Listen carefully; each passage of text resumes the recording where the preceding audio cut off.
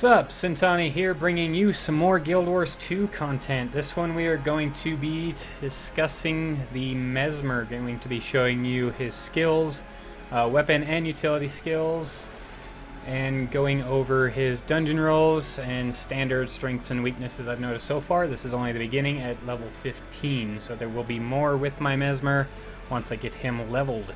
If you are new here, don't forget to hit that subscribe button to stay up to date on all the content I'm doing. With that out of the way, let's go ahead and jump into it. Right now, the builds I am running is the Scepter and Pistol, and then the second is Staff. I've messed with all of them, except I didn't spend much time with the Focus, but I think that's probably more like dungeon specific. Solo PvE, I don't think the Focus is going to be that important, but go over that when we get there. Let's go over my main ones right now. First things, we'll go over the class mechanics I have unlocked right now. Most of your abilities with Mesmer summons illusions. They're your typical run-of-the-mill illusionist, magician-styled person. Like, even with their torch, one of their skills is called the Prestige, which is a fantastic magic magician movie. If you have not seen it, I highly recommend checking that one out. Anyways, Scepter. This is the only one of the weapons that on the first skill will summon an illusion. It's a chain, as we see with most of the slot 1 weapon skills. Most of them are chain attacks. First two do Torment, 2-second Torment on the first one, 3-second, and then on the third one, it'll summon a clone that does the exact same attack chain as you see in the slot 1, cast the Ether Bolt. But if you already have all 3 illusions out, instead of summoning another illusion and destroying one, so if you have 3, use a skill that summons another illusion that destroys the first one and replace it with the 4th one. But this one, it'll instead add another 2 stacks of Torment onto them. So I kind of like that. You're not needlessly destroying clones. It is instead adding more condition to them. Counter spell. This one, block the next attack counter by applying Torment and creating a clone that casts Ether Bolt. Same clone as from skill 1. If you're not going to get the block out in time, you can activate the skill again to shoot out a bolt that blinds foes in a line. Confusing images. Beam. To add 6 stacks of confusion to them. Pistol offhand. I find myself enjoying this skill probably a lot more than I should, but it's just fun. Fires a slow homing bullet that cripples and creates an illusion that unloads its pistols on your foe. One thing, like there you see Phantasm and there you see Clone. There is a difference. I don't know, like if you're in PvP, if you can visibly see a difference between them, but as the Mesmer you can. Like the clones look exactly like you, they're solid and everything. The Phantasms are corporeal, I think is the word I'm looking for. They're see-through. In PvP, I doubt that they'd be see-through because that would completely give it away and defeat the purpose of the Mesmer in PvP. But the biggest difference I see, besides the aesthetics of them to the Mesmer itself, is the clones attack much faster, at a much higher rate, than the Phantasms do. Phantasms attack at a much slower rate. I don't know if they deal more damage, but they definitely attack at a much slower rate. Like, I haven't paid attention to the numbers enough to know which one is dealing more damage. I have noticed that your illusions in general, your clones and your Phantasms, deal less damage than you, which makes sense, because that would completely break Mesmers. Everyone would be running Mesmers if they dealt the same amount of damage as you do. Magic Bullet. Hit up to 4 foes with a single shot. The first target is stunned, second is dazed, third is blind, and fourth is confused. Really handy. Definitely see that. Need to stop hitting that mic. Definitely see it useful in PvP. The first skill, as long as you're targeted on them, can be used as an interrupt on that first hit because it stuns.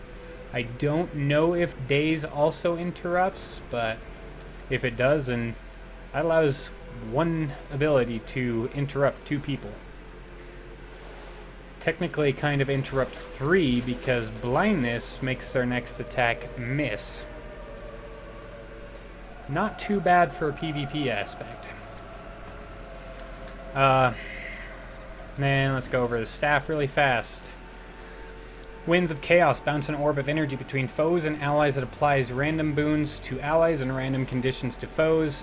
The random is from the list we see below, so the boons are Fury and Might. Condies are Bleeding, Burning, and Vulnerability. Your second skill is Teleport away from your target, summoning clone that casts Winds of Chaos. Like that. Phantasmal Warlock.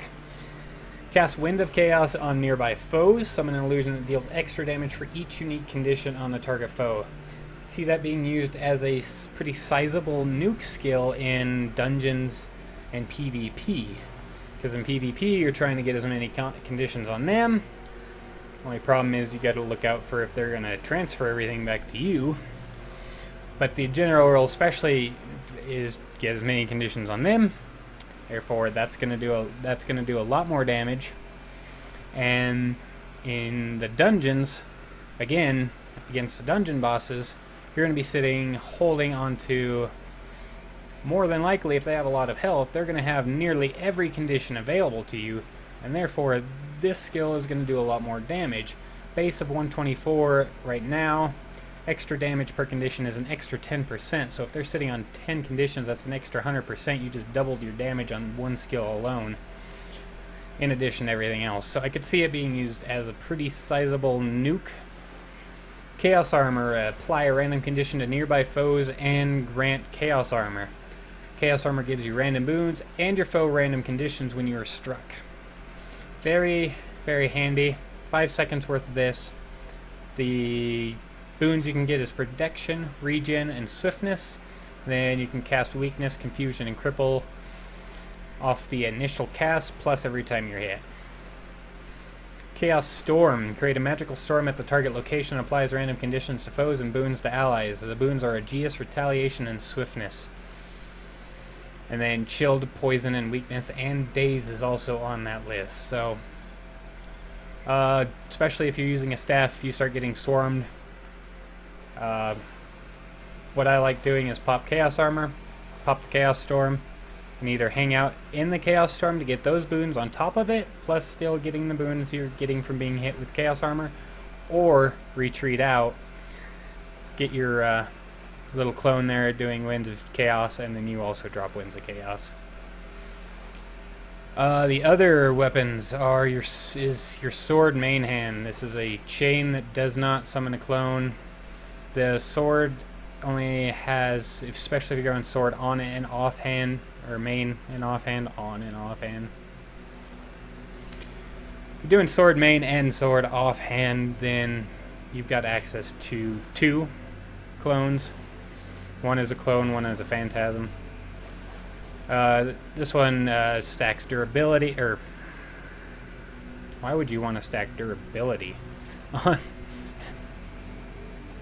I help if I finish reading skills before I just started talking. Stacks vulnerability and just damage on the 3rd hit. Blurred Frenzy. Strike your foe with a flurry of strikes, distorting the space around you, making you evade attacks. This one is really handy because for that blur is 2.5 seconds that you evade any attacks coming at you. Kinda handy. Damage, it hits 8 times, so on top of the vulnerability stacks you're getting off your first one, can be kinda nice. Clone. Summon an illusion that leaps at your target, crippling them. After the initial leap, the clone will execute the Mind/Sword Chain combo. Same one as you have in your slot 1. The other thing it doesn't show you here is after you send the clone, you can activate the skill again to switch places with it, which also mobilizes a target for a small amount of time.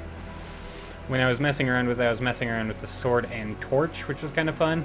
Send the clone in, switch places, use the prestige to stealth myself, and then burn everyone around, and all sorts of... It was fun, but still just wasn't quite what I was looking for. Sword offhand. Block your foe and create an illusion when attacked. This is very similar to the second skill we see from the scepter. Or if you block, you summon a illusion. This illusion, I would assume, does the Mind Slash chain also. And then also, if you're not going to get the block off in time, you can activate again, and I'm pretty sure it's blind on this one also. Phantasm, perform a sword strike and create an illusion that attacks your foe. If the sword strike hits, you and all phantasmal swordsmen gain might. Has a 20-second cooldown though, so I could see this being useful against dungeon bosses, whereas you have plenty of time for this to reset 3 times, and you're stacking vulnerability with your main skill.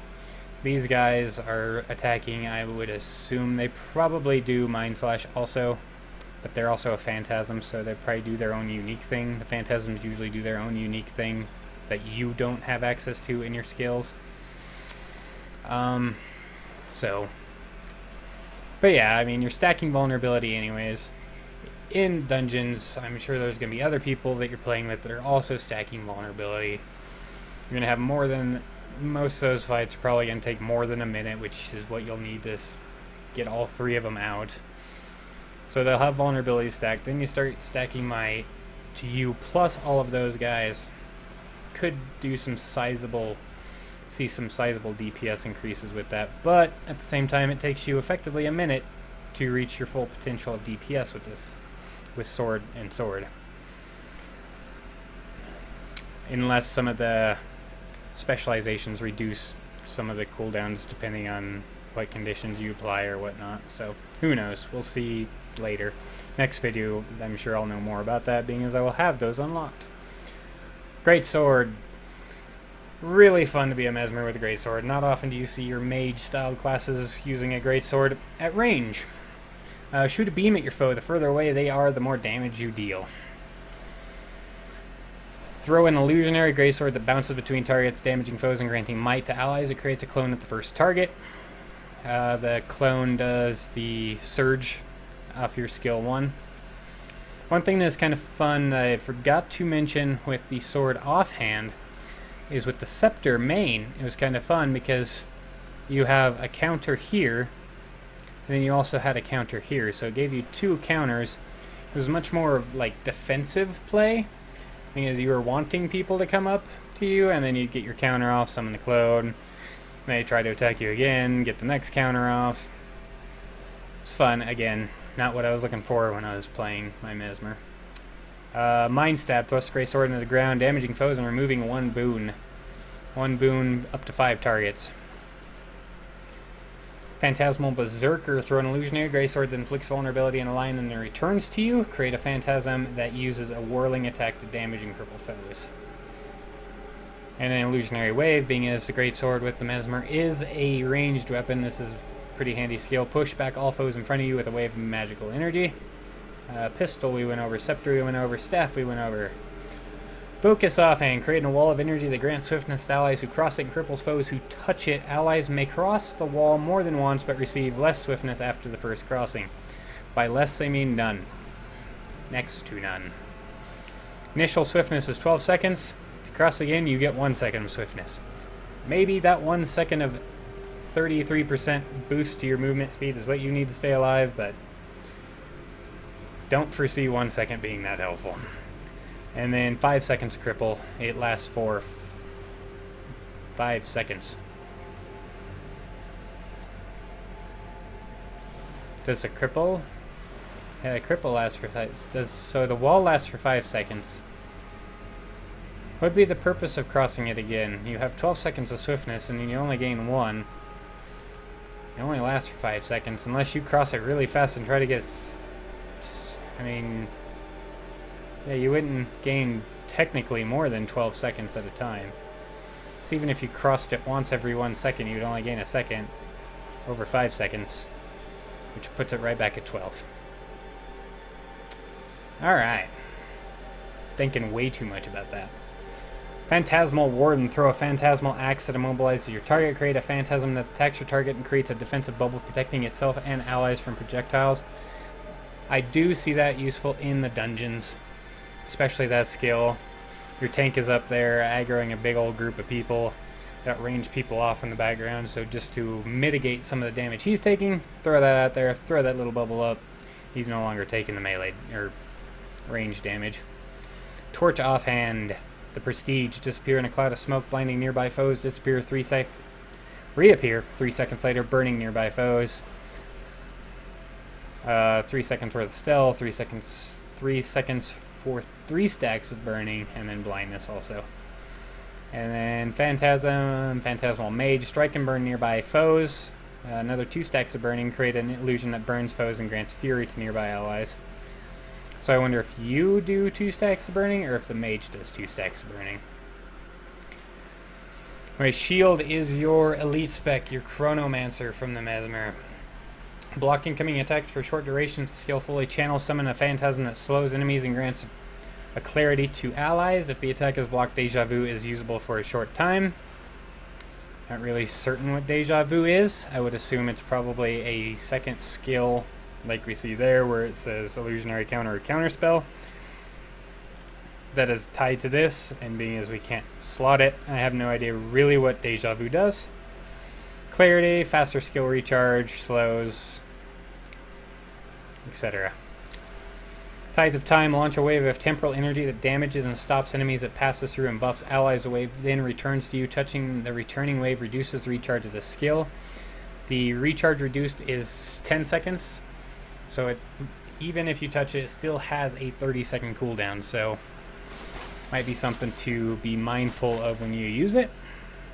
Because 30 seconds is pretty sizable cooldown. Spear and Trident. Spear is going to be your melee aquatic, and Trident is your ranged aquatic. Bunch of stabs there. Doesn't do anything for illusions. Doesn't summon any illusions or phantasms. Surge forward, attacking foes in front of you, then teleport back to your starting location if you so choose. Or maybe it automatically teleports you, but you can choose to teleport early. That might be it. And back to your starting location, creating a clone. Perform an evasive strike and create an illusion that evades while attacking your foe in a flurry. I would assume just by the wording of that, that's going to probably be similar to the Blurred Frenzy here. Or maybe he just uses the same exact attack as what you use when you activate this skill. Slipstream. Create a current in front of you that rapidly propels you forward. They're not joking. I used it once and I lost where the hell I was going. And pushes back foes that enter it. Create a vortex at your location, pulling nearby foes towards you. Handy on some of the PvE enemies that run when they get a certain percentage of their health gone. They try to run away, use that to pull them right back, or just switch to your Trident, which is your ranged. Unleash sonic energy that bounces between multiple foes, damaging and bleeding them. When it hits allies, it applies might, vigor, or swiftness. Befuddle your foes with a blinding flash of light. Pretty self-explanatory what that applies. Blindness. Grant retaliation to nearby allies and summon a clone to attack your foe. You gain chaos armor. Illusionary Wailer. Cast Siren's Call on nearby foes, which is your first skill. And create an illusion that confuses foes with a harpoon gun. Illusion of Drowning. Sink and damage your foe with an illusionary anchor. It sinks him for 2 seconds, so it's can be used as an interrupt for PvE, stuff like that. Keeps him out of the fight for 2 seconds. Okay, we see the signets making a return with the Mesmer. These are your passive, and then you can activate them for something special. Passively gain health every few seconds based on the number of active illusions you control. Nothing, you get 26, and the interval is 3 seconds, so 26 every 3 seconds. 1 is 31, 2 is 43, and 3 is 54. Signet, or the passive, passively grants swiftness and additional random boons every 10 seconds, and activate it to apply 1 instance of any boon on you to nearby allies. Forgot to do this. Activate this to heal yourself and refresh all Phantasm skill recharges. So if you're using a lot of Phantasms in your build, could be useful to make use of that actively, just to get them refreshed. Okay. So you get a random boon plus swiftness every 10 seconds. The swiftness lasts for 5 seconds, so you effectively have swiftness up half of the time. And then a GS Fury, Might, Protection, Regen, Retaliation, Vigor, Stability, Resistance, or Quickness are the ones that you will possibly get. Improved Condition Damage, activate it to stun a foe. Pretty simple right there. Passively grants more health to your illusions. Activate it to recharge Mind Rack, Cry of Frustration, Diversion, and Distortion. Don't really know what those skills are. I'm sure we probably looked through them. I just don't remember the names. Signet of Midnight passively improves condition duration. Activate it to blind nearby foes. Humility passively reduces duration of incoming stuns, dazes, fears, and taunts. Activated to transform your foe into a Moa bird. Caw. Mantras. These are unique to the Mesmer. I do not think anyone else has any mantras. Probably wrong, but I'm fairly confident no one else does. Mantras. These are interesting in the fact that, as you see here, I have 2 charges of this one, because you meditate on it to effectively charge it ahead of time, and then you gain, it is 2 casts on all of them across the board, so you activate it once, charge it up, get 2 casts to use whenever you need to. Charging a spell that will instantly heal you when activated. Charging a spell that will damage your target. Charging a spell that will cure conditions for you and nearby allies.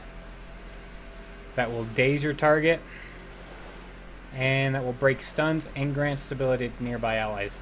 I see that one probably pretty useful in PvP, being as stability is a very helpful buff for PvP. Being as we can see here, stability cannot be knocked down, pushed back, pulled, launched, stunned, dazed, floated, sunk, feared, or taunted. Anti-CC. That's all stability is. Manipulation. Reflect projectiles and heal yourself. Teleport to a target location. The next utility skill, which I'm fairly certain are your 6 through 10. Next utility skill, you use recharges faster. So pop Mimic, pop the other. I think the ability, yeah, the what they call Echo lasts for 10 seconds. So you can pop this within 10 seconds. Pop one of your other skills, and it will recharge much faster. Oh, recharge time of 1 second. Wow. Mimic itself has a 75-second recharge, though. Good grief.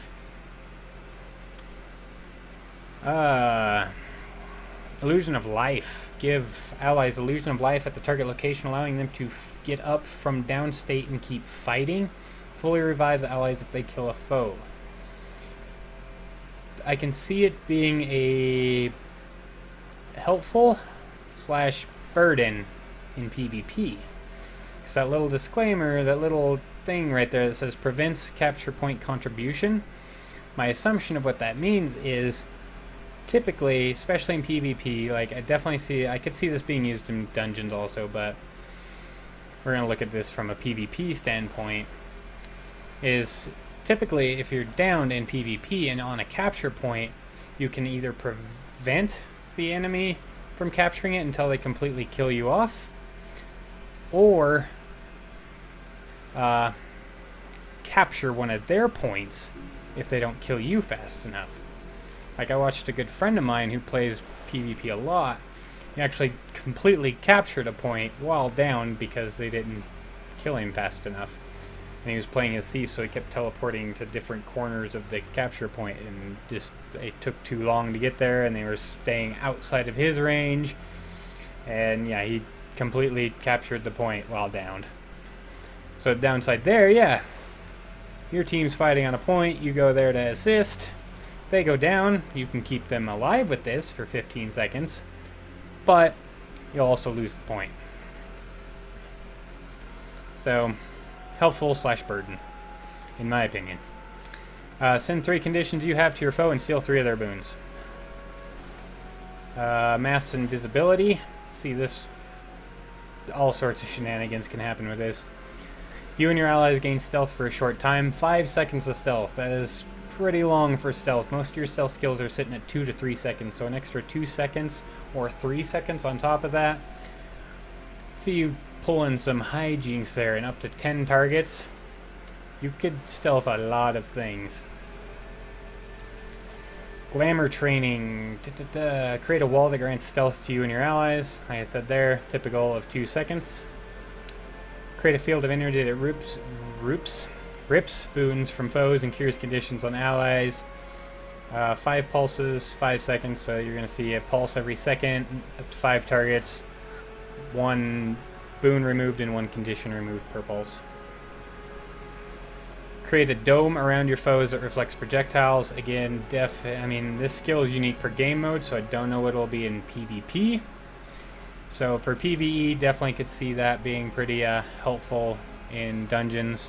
Again, like with the focus 5th skill, tank is up there, taking on all the melee aggro, ranged is shooting at him, pop that around him. Ranged creeps suddenly start shooting themselves. Create an entry portal at your location, then teleports allies to your exit portal. I assume this is another one of those, once you activate the skill, it has a second effect, so you activate it to create the entry portal, and you can activate it again to create the exit portal. And then it resets back to entrance, etc, etc, etc. I assume. I'm sure I'll find out by the time I do the next Mesmer video, being as that'll be level 40, so I'm sure I'll have most of this done. Time warp. Create an area that warps times, granting you and your allies quickness while slowing enemies. Effectively, I don't know why they did not just simplify this. 2 seconds of quickness, 2 seconds of slow. Duration of 10 seconds. The interval is every 2 seconds. So you get 10 seconds of quickness and 10 seconds of slow. That's what that's trying to say. Illusion training. Weird. The illusion is having illusion training. Summon 2 clones to attack your foe. I do use this right now, mostly because I didn't really have anything else to throw in there. I definitely see this being useful in the weapon sets that don't have a lot of illusion summoning in its own right. Also, this is useful in activating this breaks any stuns. Apply boons in an area. By boons, they mean apply protection in an area. That's the only one. There's nothing else in this list, unless it does something really weird that they don't describe here.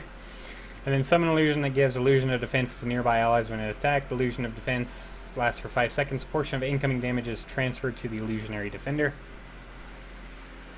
Decoy. Gain stealth and summon illusion to attack your foe. Also breaks stun. Could definitely see that being used pretty largely in PvP. Not only do you get to stealth yourself for 3 seconds, it breaks any stuns that are placed on you, plus summons that illusion. And I've same good friend of mine that has decapped points while downed and capped points while down. He has a problem fighting Mesmers. He can never figure out which one is the real one. Deliver an attack around your target that nullifies boons on enemies and conditions on allies, and the summon illusion whose attacks do the same. Definitely see that having a strong place in both PvE and PvP. I mean, 2 boons removed, 2 conditions removed, 4 bounces, 5 targets. Like, I could turn the tide of a team fight in PvP. I could definitely turn the tide in a failed dungeon run too, if used right. These are your specializations. You have Domination, Dueling, Chaos, Inspiration, and Illusions, and in your elite of Chronomancer, which gives you access to Shield and Wells, like we saw with the Necromancer. So, create a well that rewinds time, removing conditions from allies. When it expires, the well heals all allies in the area. Create a well that rends time, damaging, weakening, and crippling foes in the area. When the final pulse of Well of Calamity triggers, deals massive damage to foes in the area. Create a well of delayed time, damaging and slowing foes. When the well expires, time snaps back, granting quickness to allies. All sorts of time control with the Chronomancer, which makes sense. Create a well that steals memories from foes, damaging and chilling them. When it expires, it restores memories to allies, speeding their skill recharge. Create a well that gives allies the ability to see the future, allowing them to block incoming attacks. When the well ends, allies within the well regain endurance. And then create a powerful well that warps space in an area, knocking back floating and pulling foes caught in its event horizon. See why stability is really handy? You ain't getting nothing there, no. Stability will nullify all of that. You just walk out of this. When it expires, foes still inside the well take heavy damage.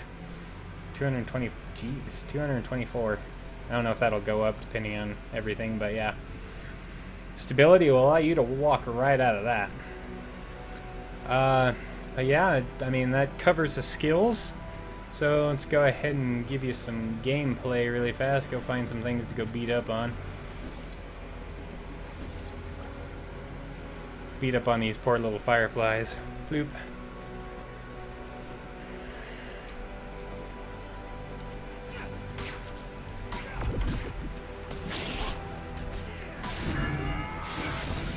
Yeah, these class mechanics, they all do the same thing. They destroy your active clones and phantasms, your active illusions, and they each do something weird. This one is just flat damage, and as you saw there, the one that was furthest away, they are smart enough to approach the target you're locked onto when you activate it, instead of just blowing up where they stand.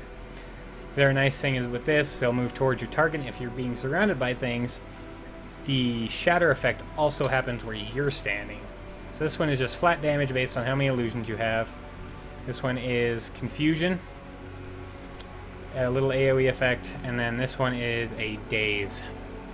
Effectively it's 1 second, and each shatter can only daze one person, so honestly I think the first two are probably the stronger of the two. But, like, as here, we'll just, like, see, we got that one clone there, and he's attacking, I mean, he's not doing the full chain that I'm doing, but he's still attacking pretty well in comparison to what we'll see out of the Phantasm from there. Like, and now he's just standing there. Yeah. Phantasms attack much slower, and then the clones do. Maybe someone can pay attention to the numbers and tell me which one's doing more damage. That's your slot 3, little beam of damage. The other thing with your clones when you're playing a Mesmer is the clones are tied to the target they're used on.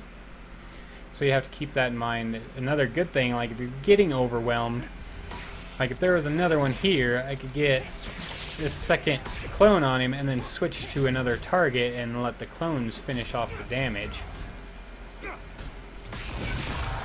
Show you the staff really quick. Let's go find some more stuff to beat up on. The staff is kind of fun. Oh, we'll just jump into this event really fast. The enemies will come to me. Yeah, it just bounces between them.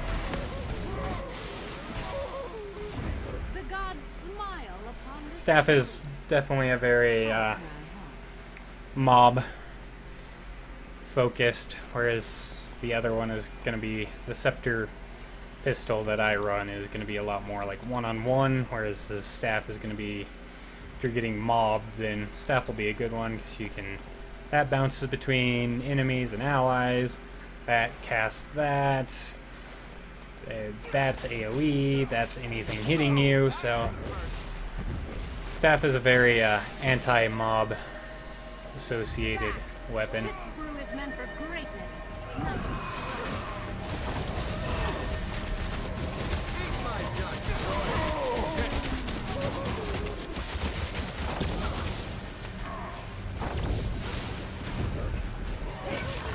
yeah. I think that pretty much kills everything there. Oh, Someone died. Let's go ahead and help him up. But I think I'll just let the event continue on its own, right? I think that about wraps up this video. We will be definitely doing more with the Mesmer as I get him leveled, along with all my other classes. And yeah, I think that pretty much covers it. I don't think I missed anything this time. It's only about round 3 for this video. And as always, if you've stuck around, thank you so much. Do not forget to hit that like button, and don't forget to subscribe so you can stay up to date on everything that I am doing. We will be continuing the How Not to Play Dota 2 series probably later this week, and thanks again for stopping by. See you guys next time.